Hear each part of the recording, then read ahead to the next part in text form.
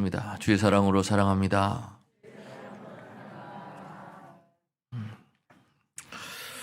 오늘 호세아 10장입니다. 9장에 이어서 10장도 이스라엘의 어리석은 모습과 그리고 그들에게 임할 심판에 대해서 다루고 있습니다.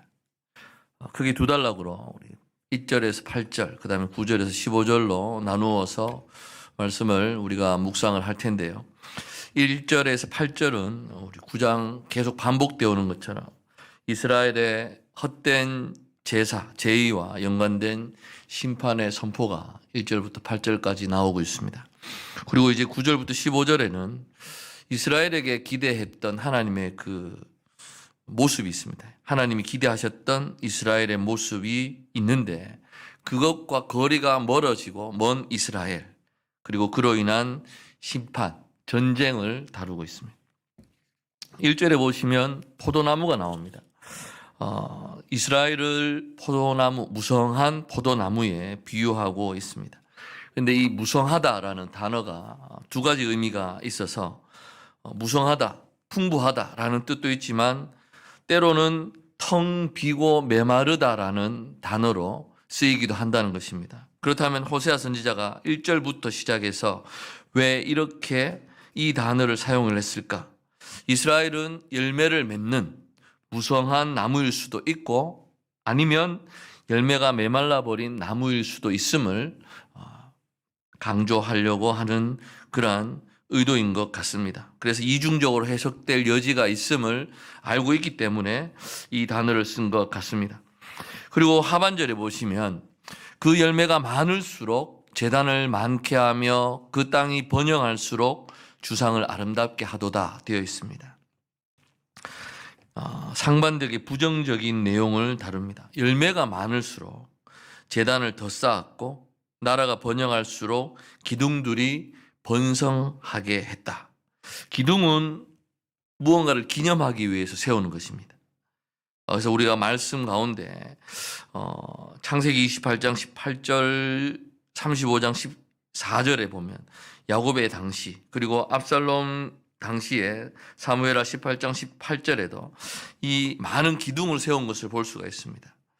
그런데 또한 이 기둥은 이방 신앙의 상징이기도 합니다. 그래서 하나님은 이를 세우지 말고 부셔라 라고 명령을 하셨습니다. 출애굽기 24장 4절에 보면 이런 말씀이 있습니다. 모세가 여호와의 모든 말씀을 기록하고 이른 아침에 일어나 산 아래에 제단을 쌓고 이스라엘 12지파대로 12기둥을 세우고, 호세아 3장 4절에 이스라엘 자손들이 많은 날 동안 왕도 없고 지도자도 없고 제사도 없고 주상도 없고 에봇도 없고 드라빔도 없이 지내다가, 이러한 예들을 보면 기둥 또는 주상이라는 것이 모두 다 부정적이지만은 않다라는 것입니다. 여호와 신앙 안에서도 이러한 기둥에 대한 어떤 쓰임새가 있었을 것입니다. 그런데 이제 오늘 본문 말씀에서는 이스라엘이 번영과 풍요를 누릴수록 제단을 그리고 기둥을 더 많이 쌓고 세웠다라고 증언합니다. 이것은 이제 그들이 누리는 어떤 모든 풍요에 대해서 더 많은 제사, 더 많은 재물, 더 많은 종교적 상징물의 건립으로 응답했음을 보여주는 것입니다. 그리고 여기에는 여호와 하나님뿐만 아니라 다른 여러 신을 위한 제단과 기둥을 세웠으리라는 점도 우리가 배제할 수 없다라는 것입니다. 그런 점에서 제단과 기둥이 많아지는 것은 우상 숭배를 위한 제단과 기둥을 포함해서 종교적 열심과 정성, 그것을 가리킨다라고 볼 수가 있습니다.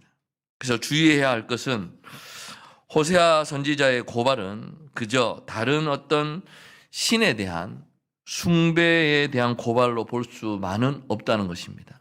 무슨 말이냐?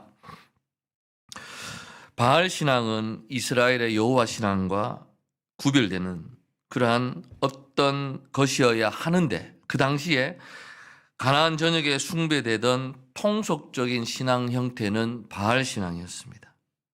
이 바알 신앙은 풍요로움과 그리고 많은 열매에 대한 그러한 제사 이러한 것이 반영되어 있었던 것입니다. 그러다 보니까 여호와 신앙과 이 바알 신앙의 차이가 사라지게 되는 것이죠. 그 당시에 가나안 종교라고 하는 일반적인 어떤 형태, 그런 형태가 이스라엘 신앙 안에 점점점 들어오게 되면서 어떻게 보면 그에 대한 예언자들의 이 어떤 이 평가와 선포에 대해서 협소하게 하는 그런 경우가 있게 되었던 것입니다. 그래서 하나님 백성 이스라엘을 포도나무에 비유하는 것은 낯설지 않습니다. 우리 이사야 5장 1절 7절을 제가 읽어드리면요. 5장 7절에 물은 만군의 여호와의 포도원은 이스라엘 족속이요 그가 기뻐하시는 나무는 유다 사람이라 그들에게 정의를 바라셨더니 도리어 포악이요 그들에게 공의를 바라셨더니 도리어 부르짖음이었더라 라고. 하나님이 나무에 기대하시는 열매는 정확하게 나와 있습니다. 정의와 공의였습니다. 그런데 이스라엘에 맺은 열매는 포악이었고 부르짖음이라고 이사야 5장 7절에 기록을 하고 있습니다. 그래서 이사야서와 호세아서가 이렇게 겹쳐지는 부분에 있어서 단어만 다르지 이사야서의 표현을 따르자면 그 열매는 정의와 공의였습니다. 그런데 호세아서에서는 인애와 진리로 나오고 있는 것입니다. 예수님께서도 스스로를 포도나무에 비유하셨습니다. 요한복음 15장에 보시면 그래서 예수님을 따르는 백성을 가지에 비유하고 있습니다만 요한복음에도 역시 관건은 열매인 것입니다. 열매. 그래서 이에 따르면 열매 맺는 삶의 그 비결이 예수 안에 거하는 것이고 예수 안에 거한다는 것은 무엇이냐? 그의 계명을 지키는 것입니다. 그분의 계명은 바로 내가 너희를 사랑한 것 같이 너희도 서로 사랑하라. 15장에 나와 있습니다. 결국 예수께서 찾으시는 그 열매 맺는 삶, 그것은 서로 사랑하는 삶이라는 점에서 우리 이사야서, 호세아서에서 나오는 그러한 말들과 본질적으로 통한다고 볼 수가 있습니다. 그래서 포도나무에 대한 여러 본문들을 보면 열매를 어떤 종교적인 형식의 증가, 다시 말해서 예배가 많아지고 그리고 이러한 종교적인 것을 나타내기 위한 기둥 세움이 증가되는 그러한 것으로 이해를 하지 말아야 된다는 것을 명확하게 보여주고 있습니다. 하나님이 찾으신 열매는 우리의 삶인 것을 계속해서 반복해서 호세아 선지자는 주장을 하고 있는 것입니다. 서로를 불쌍히 여기고 사랑하고 정의와 공의를 행하는 그 삶, 인애와 진리를 행하는 그 삶이 하나님께서 우리에게 원하시는, 찾으시는 열매라는 것을 우리는 기억해야 할 것입니다. 나라가 번영할수록 종교적인 상징물, 건축물은 점점 더 많아집니다. 그리고 거기에 대해서 높아지고 커져갑니다. 지금까지 거의 한결같이 나타나는 현상이라고 볼 수가 있습니다. 하나님이 주신 풍성함에 더 많은 제단과 그리고 기둥으로 응답하는 이스라엘의 이 모습을 보면서 우리는 오늘의 우리 교회의 모습을 보아야 할 것입니다. 한국 교회가 부흥하고 좋은 시기를 거쳐서 지금까지 왔습니다만 그 가운데서 우리가 실수라고 할까요? 잘못 간 길은 무엇입니까? 교회는 더더욱 부흥을 요구하면서 거대해지고 커져만 갔습니다. 더 높은 교회당을 한없이 지으려고 하는 우리의 현실과 흡사한 부분이 있다라는 것을 생각해 보아야 합니다. 물론 장소가 좁고 모자라면 새로 짓고 하는 것은 우리가 인정합니다만 그렇지 않았습니다. 한국 교회는 계속 대형화를 추구해 왔고 그 대형화된 교회가 세상에 많은 문제를 일으키는 가운데 사람들의 기독교에 대한 시각이 나빠져 갔던 것을 우리는 볼 수가 있습니다.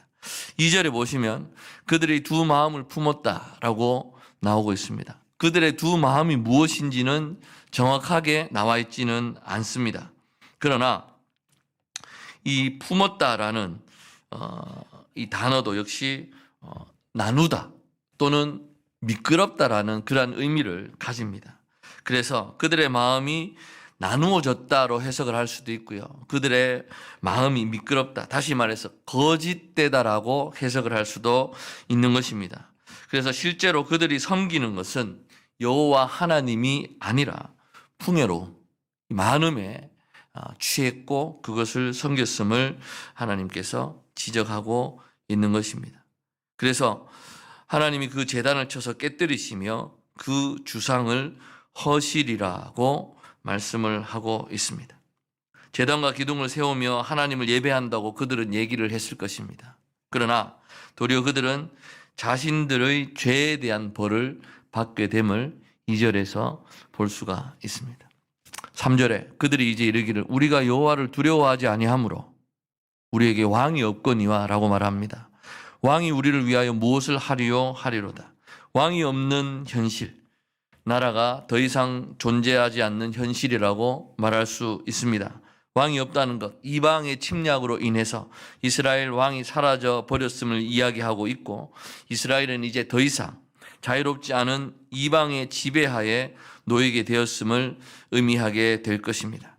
이 점은 왕정, 그러니까 우리에게도 왕을 주소서라고 사무엘상에서 이들이 요구했을 때 벌써 사무엘을 통해서 경고되었었습니다. 사무엘상 12장에 보면 이제 너희가 구한 왕, 너희가 택한 왕을 보라. 여호와께서 너희 위에 왕을 세우셨느니라. 너희가 만일 여호와를 경외하여 그를 섬기며 그의 목소리를 듣고 여호와의 명령을 거역하지 아니하며 또 너희와 너희를 다스리는 왕이 너희의 하나님 여호와를 따르면 좋겠지만은 너희가 만일 여호와의 목소리를 듣지 아니하고 여호와의 명령을 거역하면 여호와의 손이 너희의 조상들을 치신 것 같이 너희를 치실 것이라. 사무엘상 12장 13절에서 15절에 하나님께서 경고하고 있습니다.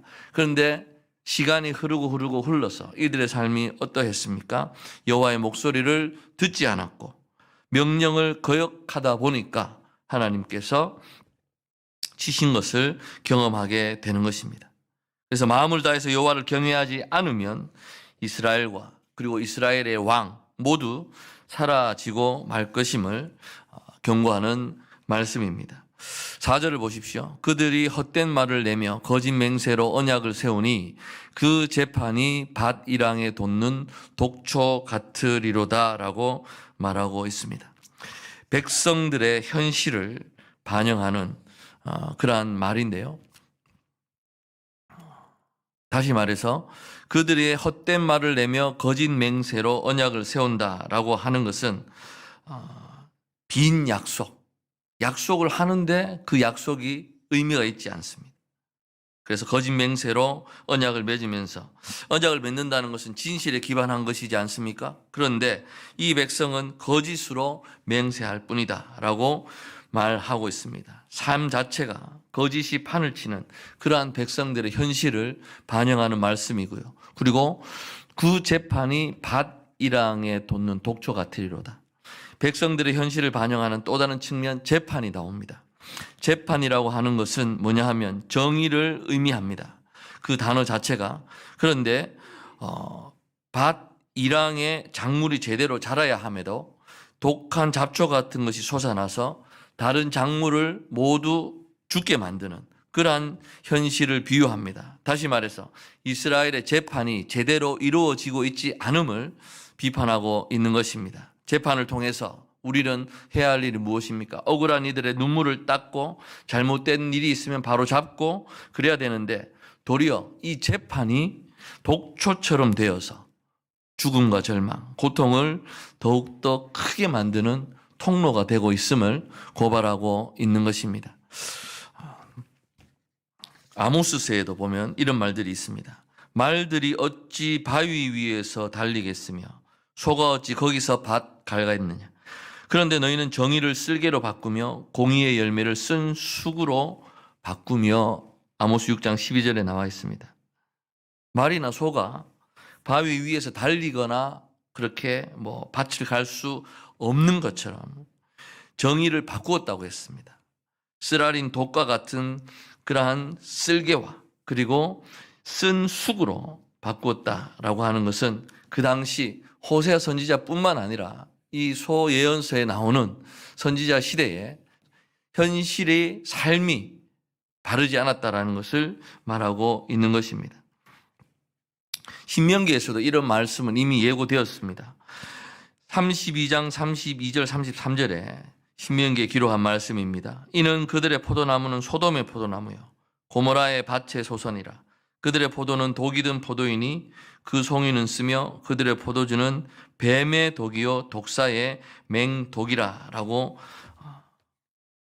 예고하고 있는 것을 볼 수가 있습니다. 그렇기 때문에 정의와 공의가 독이 되어버린 현실, 재판이 고통이 되고 눈물의 근원이 되어버린 이러한 현실을 보면은 우리 주위에서도 쉽게 찾아볼 수가 있음을 우리는 잘 압니다.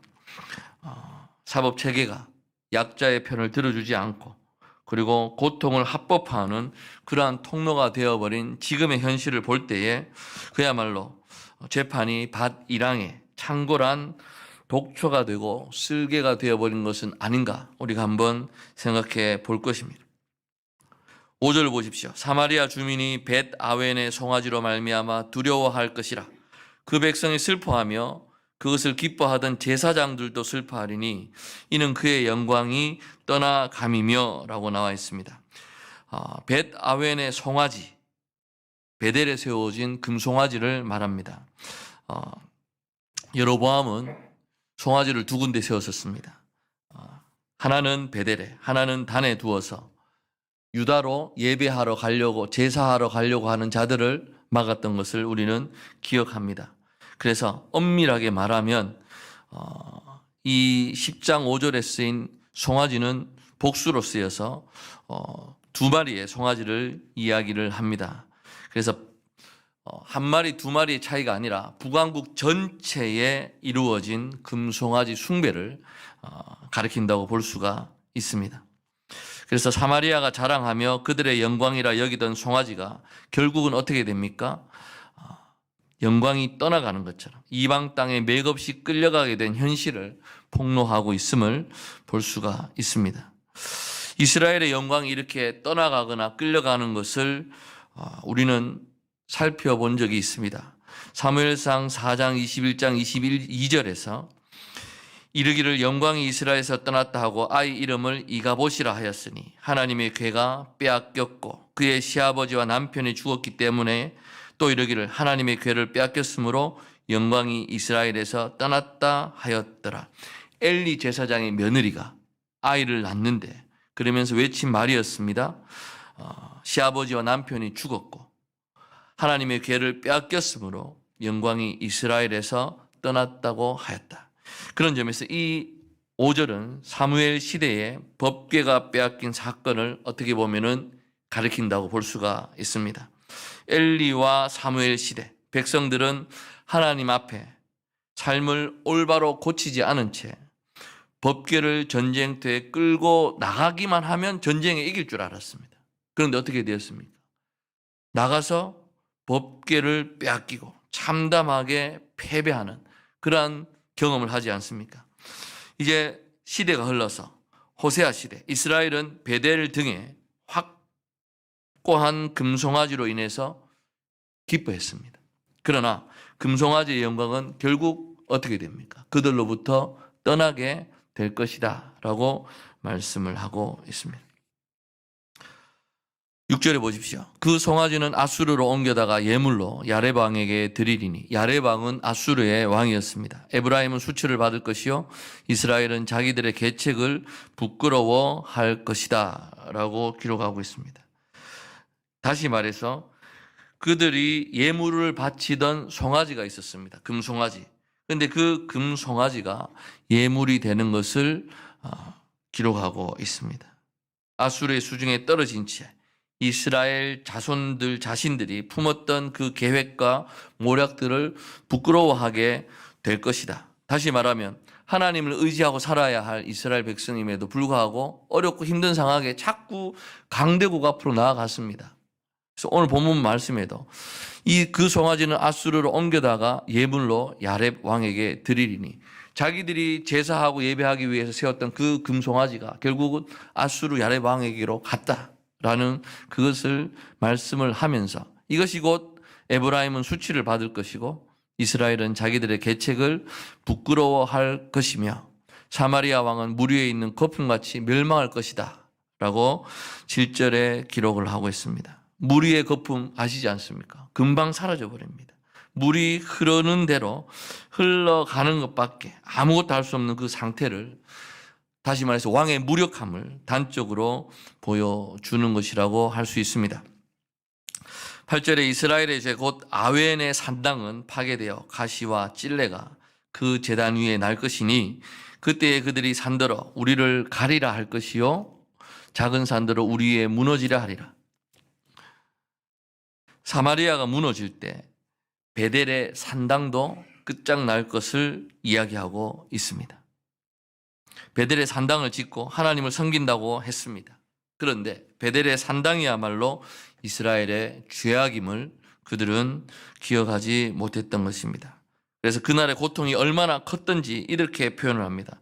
백성들은 산마다, 작은 산마다 무너져서 자신들을 덮치기를 구하고 있습니다. 너무 고통스러우니까 그 산들에게 자신들 위에 덮쳐서 죽겠다라는 그러한 부르짖음이라고 보아야 할 것입니다. 예수님께서도 그러한 맥락에서 이 말씀을 인용을 하셨습니다. 누가복음 23장 26절 30절에서 예수님이 십자가에 달리실 때 사람들이 슬퍼 울지만 예수님께서 이렇게 말씀하십니다. 이제 앞으로 끔찍한 재앙의 날이 올 것이며 그날의 사람들은 산들과 작은 산들을 향해 자신들을 덮치기를 부르짖게 될 것이다 라고 예수님이 이 본문 말씀을 인용하셨던 것을 우리가 기억해야 할 것입니다. 이제 이러한 그 당시 이스라엘의 현실을 하나님이 어떻게 심판하시는가가 9절부터 15절에 나옵니다. 전쟁이 임하게 되는 것입니다. 이스라엘아, 네가 기브아 시대로부터 범죄하더니 지금까지 죄를 짓는구나. 기브아 시대의 그 범죄는 지난 시간에 말씀드렸던 것처럼 사사기 때에 레위인이 자기 첩을 내주어서 죽게 만들고 베냐민 지파와 전쟁하게 되는 그러한 사건을 말하게 되는 것입니다.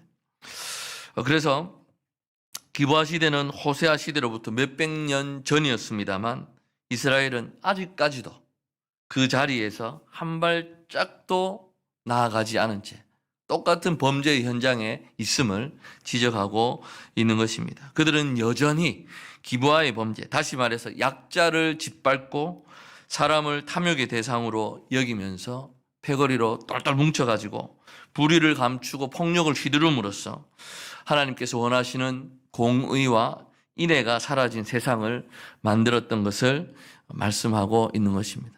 그러니 범죄한 자손들에 대한 전쟁이 어찌 기브아에서 일어나지 않겠느냐라고 말씀을 하고 있습니다. 그들은 범죄한 사람을 감쌌던 사람입니다. 그렇기 때문에 그로 말미암아 베냐민 전체 지파가 참상에 처하게 되는 그러한 상황이 과거 기브아 시대였습니다. 그런데도 지금도 그러하다라는 것을 선지자는 이야기합니다. 역사가 주는 교훈, 사람들은 역사를, 선배들을 통해서 이스라엘이 지나왔던 그 역사를 보면서 이러한 깨달음을 깨달아야 되는데 그러지 못했던 것입니다. 과거를 알리는 역사는 현재를 돌아보게 합니다. 그리고 미래를 전망하게 합니다만 예언자는 끊임없이 그 역사를 얘기하면서 깨달으라고 얘기하지만 이스라엘은 그러한 선포에 귀 기울이지 않았던 것을 볼 수 있습니다. 10절에 내가 원하는 때에 그들을 징계하리니 그들이 두 가지 죄에 걸릴 때에 만민이 모여서 그들을 치리라고 말씀하고 계십니다. 하나님이 자신의 뜻에 따라서 이스라엘을 징계하실 것이고 아직까지는 망하지 않았다고 볼 수 있습니다만 그들에게 문제가 없어서 아직 망하지 않은 것이 아니고요. 하나님이 원하시는 때가 아니었기 때문에 그래서 내가 원하는 때라고 하나님 말씀하고 있습니다. 그래서 두 가지 죄는 정확하게 알 수는 없습니다만 두 배의 죄로 해석을 할 수도 있고요. 그리고 공의와 인애가 사라진 현실, 다시 말해서 금송아지의 숭배로 대표되는 현실, 불의의 일상과 그릇된 예배, 그래서 이 두 현장에서 저질러지는 죄악을 가리킨다고 볼 수도 있을 것입니다. 그래서 에브라임은 마치 길들인 암소 같아서 곡식 밟기를 좋아하나 내가 그의 아름다운 목에 멍에를 메우고 에브라임 위에 사람을 태우리니 유다가 밭을 갈고 야곱이 흙덩이를 깨뜨리리라. 농사와 연관된 비유를 사용해서 에브라임의 아름다운 모습을 말씀하고 있습니다. 이 모습이 아주 정상적이고 아름다운 모습인 것입니다. 에브라임은 마치 길들인 암소 같아서 곡식 밟기를 좋아하나 내가 그의 아름다운 목에 멍에를 메우고 에브라임 위에 사람을 태우리니 유다가 밭을 갈고 야곱이 흙덩이를 깨뜨리리라. 여호와께서 길들인 암소와 같은 에브라임을 밭 갈고 농사하는 현장으로 이끌어 가시고 있고요. 여기에는 유다도 함께하는, 다시 말해서 북왕국 예루살렘과 남왕국 유다가 함께하는 아름다운 현실, 이것이 어떻게 보면 하나님께서 기뻐하시는 현실인 것입니다. 그러나 12절부터 이제 15절에 나옵니다. 너희가 자기를 위하여 공의를 심고 인애를 거두라. 너희 묵은 땅을 기경하라. 지금이 곧 여호와를 찾을 때니 마침내 여호와께서 오사 공의를 비처럼 너희에게 내리시리라 말씀하십니다. 씨를 뿌리고 거두는 것, 공의가 씨고 인애가 열매임을 강조하는 그러한 것이라기보다는 이스라엘이 짓는 농사의 근본적인 그 의미가 공의와 인애임을 우리가 강조하는 것이라고 볼 수 있습니다. 다시 말하면 함께 살아가는 이웃들을 향해서 그리고 하나님 앞에서 공의로움과 인애를 행하는 것이 이스라엘의 존재 이유라는 것입니다. 씨를 뿌리고 열매를 거두고 이 자체가 중요한 것이 아니라 이스라엘의 존재하는 이유 자체가 하나님께서 원하시는 열매를 거두기 위함임을 기억해야 합니다. 묵은 땅은 쉽게 말해서 갈지 않은 땅입니다. 그래서 사람들은 이런저런 핑계를 대고 이유를 대면서 갈지 않았던 땅이라는 점에서 이스라엘 가운데 훈련되지 않은 측면들이 있음을 말하고 있습니다. 호세아서, 예레미야서의 공통점도 많습니다. 그 가운데 묵은 땅에 관한 말씀 하나 읽어드리겠습니다. 여호와께서 이르시되 이스라엘아 내가 돌아오려거든 내게로 돌아오라. 내가 만일 나의 목전에서 가증한 것을 버리고 내가 흔들리지 아니하며 진실과 정의와 공의로 여호와의 삶을 두고 맹세하면 나라들이 나로 말미암아 스스로 복을 빌며 나로 말미암아 자랑하리라. 여호와께서 유다와 예루살렘 사람에게 이와 같이 이르노라. 너희 묵은 땅을 갈고 덤불에 파종하지 말라. 유다인과 예루살렘 주민들아 너희는 스스로 할례를 행하여 너희 마음 가죽을 베고 나 여호와께 속하라. 그리하지 아니하면 너희 악행으로 말미암아 나의 분노가 불같이 일어나 사르리니 그것을 끌 자가 없으리라. 예레미야서 4장 1절에서 4절에 기록된 말씀입니다. 선지서 곳곳을 살펴보면 하나님께서 말씀하시는 것, 돌아오라. 진리와 정의와 공의로 살아가는 그 삶으로 돌아오는 것이 하나님께로 돌아가는 것이라고 말씀하시면서 묵은 땅을 기경하고 갈라는 그 말씀은 이런 맥락에서 주어진 것입니다. 그것이야말로 우리의 마음에 행하는 참된 할례라고도 기록되었습니다. 그래서 지금이 여호와를 찾을 때라는 표현, 우리가 오늘날 살아가면서도 많이 사용하는 표현입니다. 지금이 여호와를 찾을 때. 흔히 예배와 우리의 간구의 맥락에서 언급되곤 합니다만 호세아서에서는 이 표현을 공의를 뿌리고 인애를 거두는 맥락에서 사용을 하고 있습니다. 다시 말해서 여호와를 찾는다는 것, 예배를 드리고 다른 기도로 나타나는 것이 아니라 씨를 뿌리고 수확하듯이 우리의 일상적인 삶 속에서 추구해야 할 공의와 인애로 나타난다. 그럴 때에 하나님께서 너희에게 오신다라고 호시아 선지자는 말하고 있습니다. 물론 하나님의 이 요구는 공의 자체에 대한 요구도 있겠습니다만 이스라엘을 만나기 원하시는 하나님의 어떤 마음의 표현을 하신다라고 볼 수도 있는 것입니다. 이제 13절 보시면 너희는 악을 밭갈아 죄를 거두고 거짓 열매를 먹었나니 이는 내가 내 길과 내 용사의 많음을 의뢰하였습니다. 반복되는 것처럼 악을 밭갈아서 죄를 거두었고 거짓 열매를 먹었고 너의 길과 내 용사의 많음을 의뢰했다. 이스라엘이 의뢰해야 할 분은 오직 여호와 하나님임에도 불구하고 그들의 삶은 그렇지 않았던 것을 말씀을 하고 있습니다. 반복하는 것, 자신들의 길, 자신들의 용사를 의지하는 것, 누군가가 지닌 힘과 능력이 오히려 그들을 넘어뜨리게 만들었던 그런 경우 주위에서도 흔히 살펴볼 수 있을 것입니다. 좀 살만하고 뭔가 좀 가진 듯하고 이제 이렇게 해서 신앙생활을 잘 할 것 같은 그러한 상황이었는데 그들은 신앙에서 멀어지는 걸 볼 수 있습니다. 학생들에게도 그렇게 이야기합니다. 주의를 꼭 지키고 범하지 말라고. 그런데 요즘 시대는 아이들을 공부하는 대로 부모들이 내몰고 있는 그런 시대가 되었습니다. 학원들도 주말에 아이들을 부릅니다. 그러다 보면 고3이 되면 1년만 용서해 주세요 라고 변하는 아이들이 있습니다. 그런데 그 1년이 지난 후에 대학을 들어가서 그러면 못했던 신앙생활을 잘 하는가? 그렇지 않다라는 것이죠. 아이들에게 이미 벌써 우리가 코로나 3년을 지나면서 줌에 너무 익숙해진 비대면 예배에 익숙하다 보니까 사람들은 코로나가 사라져 버렸음에도 불구하고 이제는 그 핑계를 댑니다. 너무나 편해지고 익숙해진 우리의 일상이 되어버린 그러한 예배가 마치 예배인 것처럼 착각을 하기가 쉽다라는 것이죠. 마찬가지입니다. 누군가가 지닌 힘과 능력이 도리어 그 사람을 넘어지게 하는 경우가 있습니다. 왜냐하면 자신들의 길과 힘을 의지하는 것이 우리의 악과 죄와 거짓으로 일관된 삶이 되어버렸기 때문인 것입니다.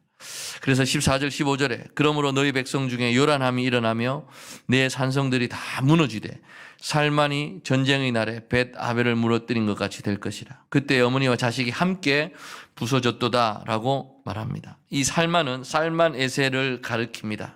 그래서 이스라엘이 멸망당했던 벳 아벨이 황폐해지고 그 날의 재앙을 표현하는 말로 어머니와 자녀들이 함께 참상을 겪게 되는 사건이 언급되고 있음을 봅니다.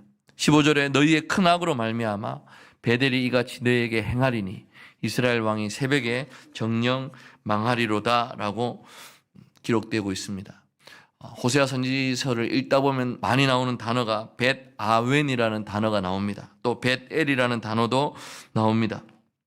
벳 아웬이라는 단어는 같은 지명을 가리킴에도 불구하고 그들의 죄악 가득한 제사 그리고 행실을 풍자할 때 벳 아웬을 썼습니다. 그러나 하나님의 집을 의미하는 베델, 이스라엘이 원래 존재하여야 하는지를 보여주는 그 이유가 베델입니다. 그런데 그럼에도 그 베델에서도 제사만 풍성히 열리고 하나님을 섬긴다고 하면서도 악만 계속 행했던 이스라엘에 대한 풍자적인 심판 선포를 오늘 말씀에서 지적하고 있는 것입니다. 말씀을 정리하겠습니다. 하나님은 에브라임을 풍성하게 하셨습니다. 그러나 그들의 응답, 그들의 대응은 무엇이었습니까? 하나님께로 돌아가고 주님 앞으로 나오는 것이 아니라 보다 더 많은 제단으로 응답을 했던 것을 볼 수 있습니다. 그들은 거짓말을 일삼았고 정의를 쓴 쑥으로 만들어버리는, 그러다 보니까 그들을 기다리는 것은 심판의 날들 뿐이었습니다. 그들이 의지하던 베델의 송아지, 아수르의 조공으로 옮겨질 것이고 그들의 왕은 그날에 아무런 도움이 되지 않는 물 위의 거품 같은 존재가 된다고 기록합니다. 그래서 그들에게 있던 제단, 그 제단이 찔레와 가시로 덮일 것이며 그들이 차라리 죽기를 바라는 그러한 시대가 올 것을 말씀을 하고 있습니다. 오늘 우리를 돌아봅니다. 높고 커다란 교회당 건물을 신축하고 증축하는 것이 하나님을 기쁘시게 한다 하면서 또는 정의로운 재판에는 관심이 없는 오늘 우리의 현실, 자신들의 권력과 이득을 추구하기에 바쁜 저 고위 공직자들을 우리가 보면서 과연 이 시대에 그리스도인으로서 살아가는 우리의 삶이 어떠해야 할까를 돌아보아야 할 것입니다. 우리도 역시 여전히 이스라엘이 기브아 시대의 그 범죄에 머물러 있었던 것처럼 과거의 우리의 잘못에 여전히 발을 담그고 있지 않는가 한번 살펴보아야 할 것입니다. 사람들은 공의와 정의, 인애와 진리라고 얘기할 때 거창한 것을 상상할 때가 있습니다. 그러나 그렇지 않습니다. 내가 회사에서 어떤 일을 하든 청소를 하든 무엇을 하든 나에게 주어진 이 삶이 하나님께서 우리에게 원하시는 그러한 하나님의 뜻을 행하는 통로임을 우리는 기억하고, 돈이 많거나 적거나 상관없습니다. 권력이 있거나 없거나 상관없습니다. 하나님께서 원하시는 그러한 하나님의 마음을 우리가 이해해 드리는 삶을 살아가시는 저 여러분 되시기를 간절히 소망합니다. 기도하겠습니다.